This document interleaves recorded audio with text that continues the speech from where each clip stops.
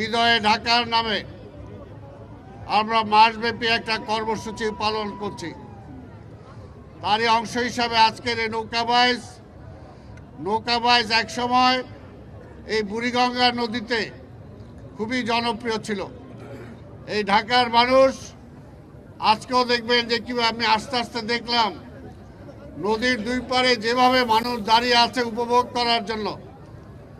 তাই শুধু নৌকাবাইজ না, আজকে আমরা মিনি ম্যারাথন করেছি, সাইকেল র্যালি করেছি, নাট্য উৎসব চলছে।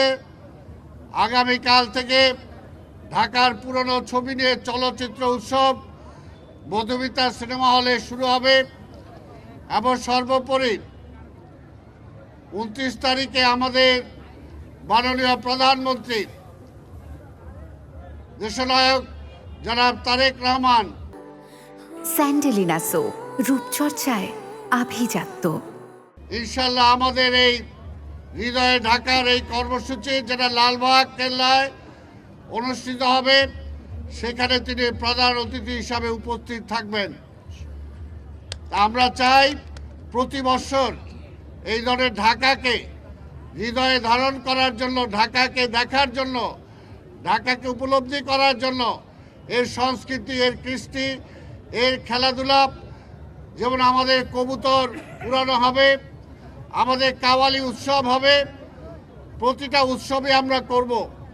কাজে আমরা চাই প্রতি বছর এইরকম এই ঢাকাকে মানুষের হৃদয়ে স্থান দেওয়ার জন্য এই উৎসবটা আমরা প্রতি বছর করব। তা আমরা চাই আপনাদের অংশগ্রহণের মধ্য দিয়ে আমাদের মাননীয় প্রধানমন্ত্রী জনাব তারেক রহমান যেটা চান যে ক্লিন ঢাকা, গ্রিন ঢাকা, এই ক্লিন ঢাকা, গ্রিন ঢাকা যাতে আমরা করতে পারি, তখনই সম্ভব হবে যখন ঢাকাকে আমরা হৃদয়ে স্থান দিতে পারবো। তখন এটার প্রতি ভালোবাসা জন্মাবে এবং ভালোবেসলেই এটাকে আমরা পরিষ্কার রাখার চেষ্টা করব। আমাদের ঢাকা শহরের সবচেয়ে যে অবহেলিত এলাকা ছিল কামরাঙ্গী চর, এই কামরাঙ্গী চরের আজকে মাননীয় প্রধানমন্ত্রী এখানে সড়কমন্ত্রী আছেন, তিনি জানেন যে আজকে 8 লাইন লেনের যে কাজ হচ্ছে, আজকে গাবতলী থেকে শুরু করে আমরা এদিক দিয়ে সোজা সদরঘাট হয়ে আমরা চলে যাব ওই পার।